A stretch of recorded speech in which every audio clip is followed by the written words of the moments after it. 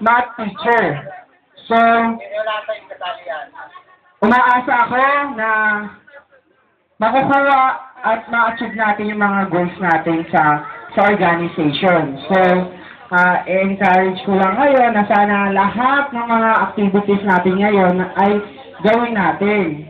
At sana naman walang KJ dyan dapat gawin, ha? Oo, walang mabagot.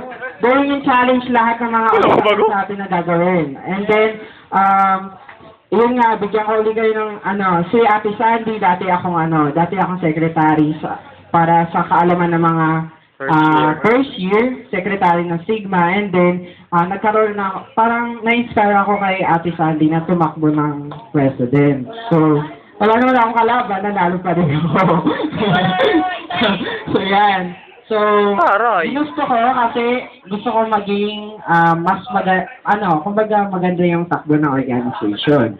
Then, support na lang po tayo, and then, muli, welcome sa ating event.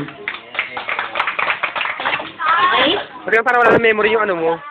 Kung sa memory. Wala po yung inspiration message natin. Nagsasave po sa Nagsasave po sa yung video. Ang gagawin natin, Kasi ang laki nga.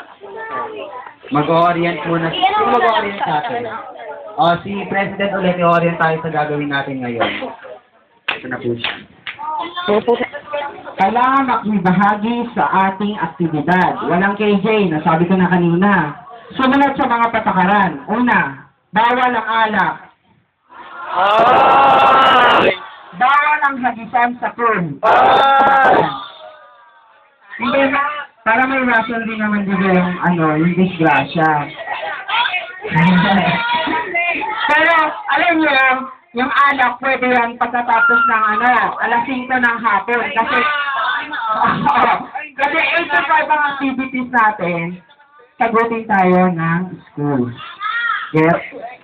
Isipin natin yung kapakanan natin. Tsaka, 6, pwede na kayo mag-inuman kasi hindi na kayo sagot ng school. Uwian na yun. Diba? So, na lang, disiplina at, ano pa? Ang oras ng ating programa ay mag-uumpisa ng alas 8 ng umaga hanggang alas 5 ng hapon. Kaya, huwag maging pasaway dahil that time sagutin pa kayo ng org or school. Yan, naulit ko na. Tapos, sa team building activities natin, mamaya i-announce ko yung mga rules. So, ayun na yan, yung tinatawag ng mga obstacles. Prepare for trial.